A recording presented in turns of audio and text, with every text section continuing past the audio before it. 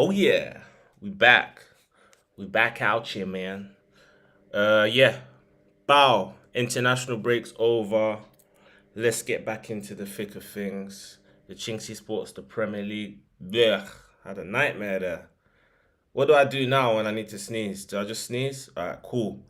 Right, welcome to episode 5 of the Chinksey Sports Presents, the Premier League show, where I'm gonna run through the last game week's results, little bit of insight on the game, context around the teams that featured in it, and obviously I'm gonna run through this upcoming game week's matches, starting at Molineux with Wolverhampton Wanderers against Liverpool. And without any further ado, we're gonna start at Kenilworth Road, where Luton Town faced West Ham in their first home game of the season. West Ham came out 2-1 victors. Kurt Zuma, the West Ham captain, the newly crowned West Ham captain, I may add.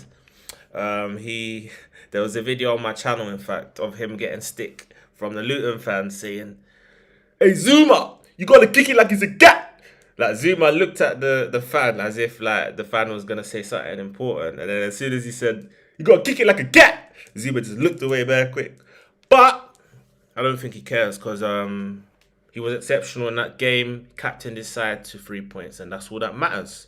West Ham started the season really well, despite the minor upheaval at the club. David Moyes' job appeared to be at risk.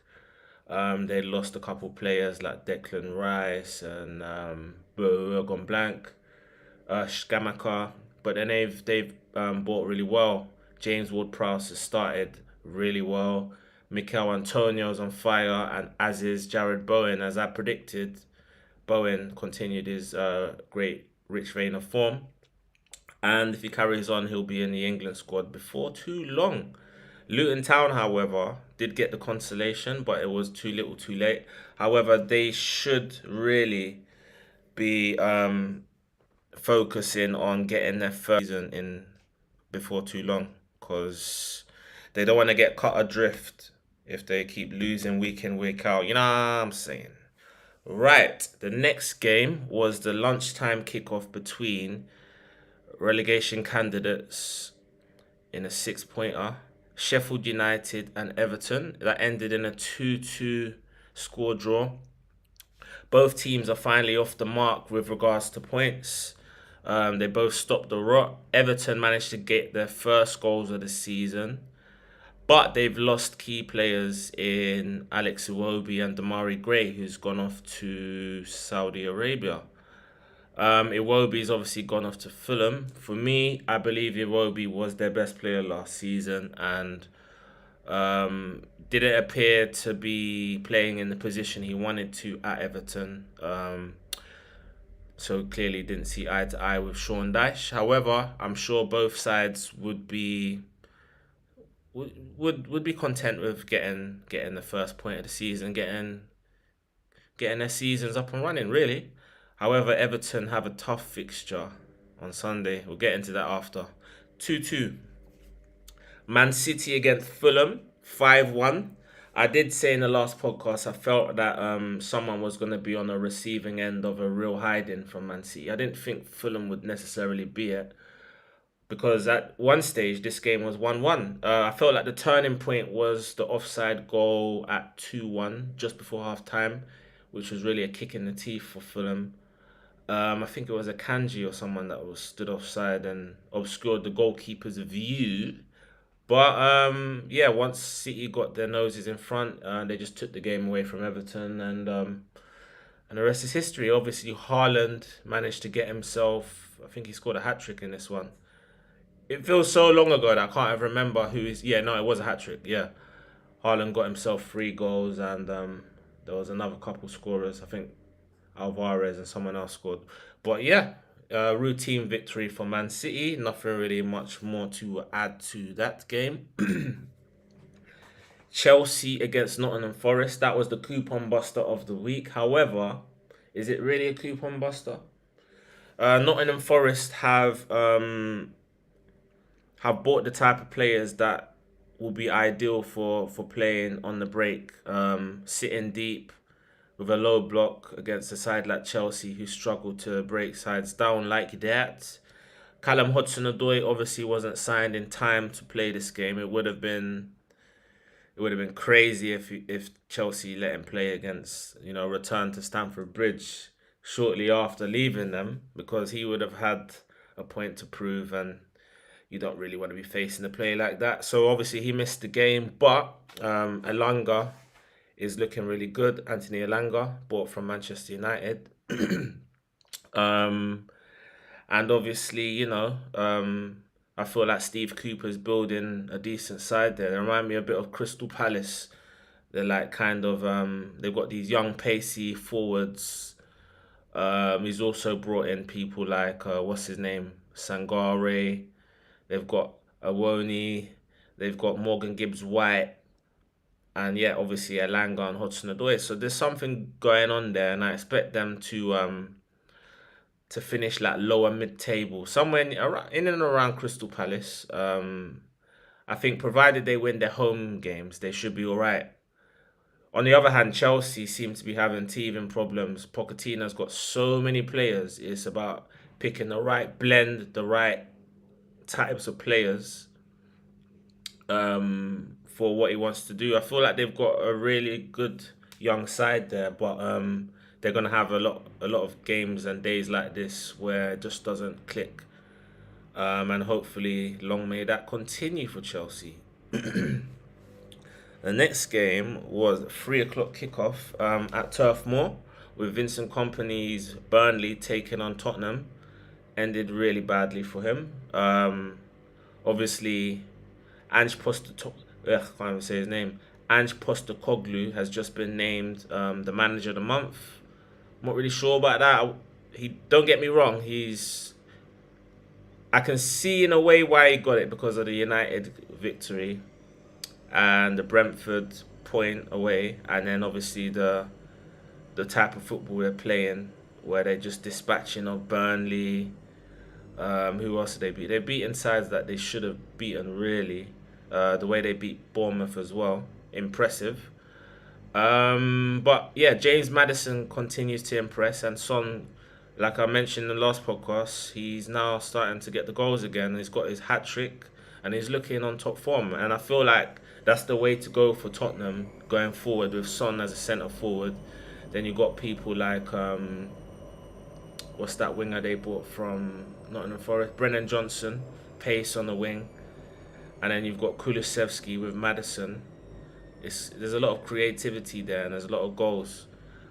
I feel like Burnley are putting immense pressure on themselves to pick up home wins.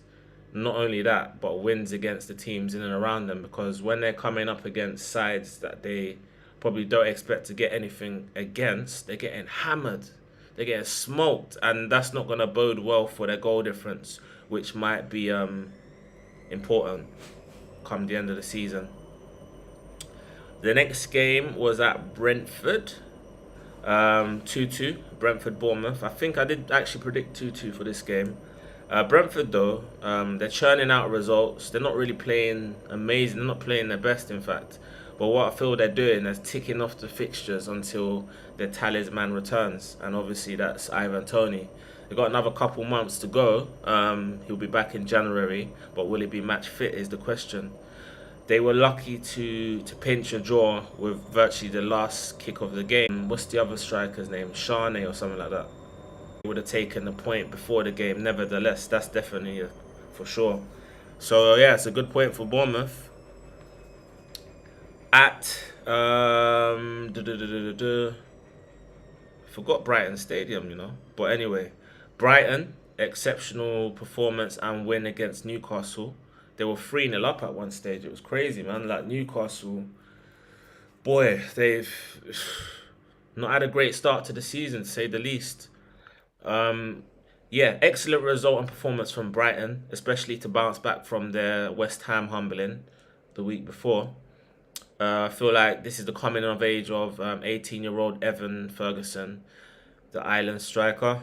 Got himself a hat-trick, announced himself on the big stage, and I'm sure clubs will be circling around him come next summer. Newcastle and Eddie Howe are now under severe pressure. Um, is the question is though, is it second season syndrome? Because now they're seen as a huge scalp. Teams are coming up against Newcastle, thinking that if they can win, it's gonna be a big result for them, and it'll boost their profile and confidence going forward. Because Newcastle are one of the big boys now, or so they say they are, or think they are. It'll be interesting to see how Newcastle cope with Champions League football every few days, playing top opponents. So they're gonna have to now rotate their squad. Are people like Harvey Barnes, Livramento, are they gonna come into the side and change it up a bit? And will they be able to pick up wins and points with the changes made? They're the questions that I look forward to Newcastle us answering. Right, the next fixture was at Selhurst Park, Crystal Palace against Wolverhampton Wanderers. Crystal Palace ended up hanging on for the victory, but they were good value for it. They ended 3-2. I feel like, yeah, Palace have actually gone under the radar. They've had quite a solid, decent start to the season. Especially they're missing a talisman, Michael Olise, who signed a new contract to stay with the club for, I think, another 4 years. Um, but what they need to do is make the most of Eberici Eze whilst they still have him, because I feel like he's gonna make an inevitable move in the next year or two to a top club, perhaps Aston Villa or Spurs or Newcastle, probably Newcastle. Yeah, every match they can negotiate and navigate is a match closer to Olise returning. So they're gonna want to pick up points, especially against teams like Wolves, who they should be really beating. So yeah, it was a good win for them. Liverpool against Aston Villa, comprehensive win at Anfield. I did expect Liverpool to win. I didn't think they would keep a clean sheet, but they did.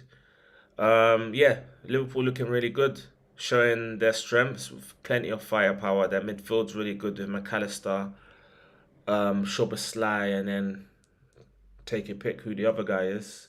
I think the Japanese player they bought, his name's can't remember his name, but no, they're looking good. I feel like they've stumbled across their best mix up front in Luis Diaz, Darwin Núñez, and Mohamed Salah. But don't get it twisted. People like Cody Gakpo and Diego Jota can either play in midfield or they can come off the bench or they could be rotated in for certain games. The question is though, can Jurgen Klopp keep them all content? 5 from 3 up front. They've got the most potent front line in the Premier League and possibly in Europe. So they're gonna score a bag full of goals. It's whether they can kind of keep clean sheets and defend efficiently enough to win games. Pretty much, that's the dilemma for Liverpool. But I expect them to be top three, like I said at the start of the season. On the other hand, the question is, are or is as or are no no is Aston Villa, are they just flat trap bullies? Because they're super favourites for the Europa Conference League. They should really win that. Um, are they flat trap bullies or are they the real deal? Because you can say they've beaten Burnley, and I think they beat someone else. Was it Wolves or someone? They beat Hibernian really bad over 2 legs. But on the other hand, they've been absolutely stuffed by Liverpool and Newcastle, both away. So I feel like in the next coming months, we're going to kind of get a feel as to how good Aston Villa really are. Um, but yeah, I feel like a good season for Aston Villa would be to win a trophy, which would probably be, and go on a cup run, get as close to the final as possible, if not the final, and win it, and a top 10 finish. But really and truly, however they get into Europe, they need to get into Europe one way or another. I feel like that's their target. So whether it's through league position or winning a conference league or a cup, they would be aiming for Europe. Anything other than that is underachievement for Aston Villa for me. But I have them about eighth or ninth at best anyway. So yeah. Arsenal against Manchester United, the game of the weekend, ended 3-1 to Arsenal. I felt like it was an intriguing football match as Arsenal looked in control for the vast majority of the game, with United countering sporadically with Marcus Rashford. Well, they edged ahead. It was quite a similar game to last season, except Arsenal let United have the ball in non-dangerous areas, and United were quite passive, just passing it around in their own half between Onana and the defenders. The game came to life late on. It was lit up late on, probably the last 10-20 minutes. It looked like Garnacho came on and pinched it, but it was ruled offside with that leap from or whatever he was doing, that improvisation from Gabriel. At first, I thought it was Saliba, to be honest with you. But yeah, Arsenal then attack and win a corner, which Saka took. Then Declan Rice sends the Emirates into uproar, into overdrive with the late goal. Yeah, it went literally just the stadium just went berserk. It was mad. Then obviously United threw the kitchen sink at Arsenal, trying to get the equaliser. Fabio Vieira turning into super sub, played an unbelievable through ball to Gabriel Jesus, who managed to keep himself onside. Turns Diego Dallo inside out and slotted it in with incredible composure beyond the Cameroon international Andre Onana to seal an impressive 3-1 victory for the Gunners, who weren't particularly at the best, but I don't think they'll care at this stage of the season. It's about getting the points. So that is that for last game week's results. Now for the upcoming fixtures. I'm trying to run through it quite quick this week. Yeah, at Molineux, Wolverhampton Wanderers against Liverpool. I feel like Liverpool are going to prove too hot to handle for Wolves and should continue their brilliant start to the season, with their standout result being a Liverpool away win with 10 men. Wolves need to focus their attentions on staying in the division. I'm going to go 3-1 to Liverpool. I feel like they're going to get at least 3 goals. They're just going to be too hot to handle for Wolves for me. At Craven Cottage, Fulham against Luton Town. I've gone 2-0 to Fulham. I feel like Fulham have had back-to-back away days against last season's top 2. But Luton's a team that they should be putting to the sword, especially with signings like Nigeria's Alex Iwobi and Calvin Bassey. They should be looking at consolidation this season and winning games like this. And I feel like they're going to be in the top. They won't be below 14th for me. I feel that they can be anything around 11th, 12th, 13th, 14th kind of thing. So Fulham win. Tottenham against Sheffield United. I feel like in the coming weeks and months we're going to find out as to whether Spurs are just flat track bullies, because they've already beaten Bournemouth and Burnley bad. And if you couple that with the draw against Brentford and the win against Man United, you should probably expect them to continue that with a win against struggling Sheffield United, who are looking bereft of any ideas and devoid of any quality whatsoever in attack. So I've gone 2-1 to Tottenham. I feel like they'll go 2-0 up and then Sheffield United will get a late consolation. West Ham against Man City, game of the weekend for me. West Ham have started the season in an exceptional manner. They even went top after beating Luton briefly before Man City continued their 4-match winning streak, winning all the games this season. I feel like Man City, though, their world-class compilation of centre-halves will be able to contain informed Jared Bowen and Mikel Antonio. Obviously, you got Lucas Paqueta, who could have been easily playing for City this season. But a battle that I'm really intrigued to see how it ends is the battle between Erling Haaland and Kurt Zouma. I feel like that's going to be really intriguing. But I can't see anything other than a both teams to score Manchester City 3-1 win for me at the London Stadium. Another really intriguing game, one of the games of the weekend, is Man United against Brighton at Old Trafford. I've gone 2-0 to Brighton. I feel like Ten Hag's under severe pressure. The fans are starting to turn on him. The squad seems to be turning on him. The squad seems to be split. I'm hearing that some people support Jadon Sancho's assertions that he does train well. But obviously United are in turmoil following Greenwood and Anthony scandals. Then you've got Harry Maguire being ridiculed following poor form and lack of appearances at club level after passing up the opportunity to join West Ham in the summer. And then obviously now you've got the Jadon Sancho Ten Hag feud, which is threatening to divide the squad further. So all of that encompassing, I feel like Brighton are gonna win this game. And I just feel like their slick football is gonna cut through United, and it's gonna be more pain before it gets better for United. Aston Villa against Crystal Palace. I've gone 3-2 to Villa. The question is, are Aston Villa flat track bullies? I asked that earlier, because if they are, then they'll be bang in the middle of the table, exactly where Crystal Palace live and have been in throughout the years.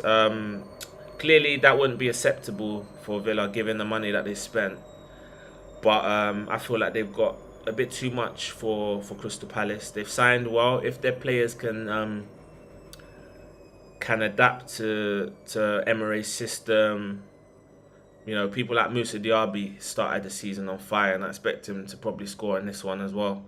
So yeah, I've gone 3-2 to Villa. Newcastle against Brentford. Newcastle are under fire for me. Eddie Howe is under pressure now. They've got Milan away in midweek, and that's a game that I feel like they're gonna probably wanna pick up a draw at least in. So will they make changes in this game? For me though, I feel like Brentford are plucky, and I feel like they're gonna pinch this win. I'm gonna go 2-1 to Brentford at St James's Park. The next game is Bournemouth against Chelsea. Both teams trying to change the style of play, a lot of personnel changes, and have different managers going into this season. So it's going to take time to implement their styles. But surely Sterling's Chelsea are going to win this game. I mean, come on. Chelsea can't get worse, can they? 2-0 Chelsea for me. Everton against Arsenal at Goodison Park. Arsenal's horrendous hoodoo at Goodison surely going to come to an end. That's 4 defeats and a draw in the last 5 games, which is mad. Surely it has to come to an end. For 2 reasons, I think it will though. I think they're too good now, especially with Rice at the heart of midfield, meaning that he won't allow for complacency. Coupled with Everton's form and Arsenal's recent record, I don't think Arsenal will take their eye off the ball, and they're going to be really focused and really professional to get the game won. So I've gone 2-0 to Arsenal. Last but not least is at the City Ground, where Nottingham Forest, who are on a little bit of a roll. They've signed really well this summer, and I think they won a few games. They beat Chelsea at Stamford Bridge. So now they're back at home. They're playing Burnley, who've lost all their games this season. Some comprehensive defeats in there. It's a game that Nottingham Forest will be expected to win. However, I feel like it'll be a contrast in football and playing styles. Burnley style gives them a chance against these type of sides. Whether or not it's viable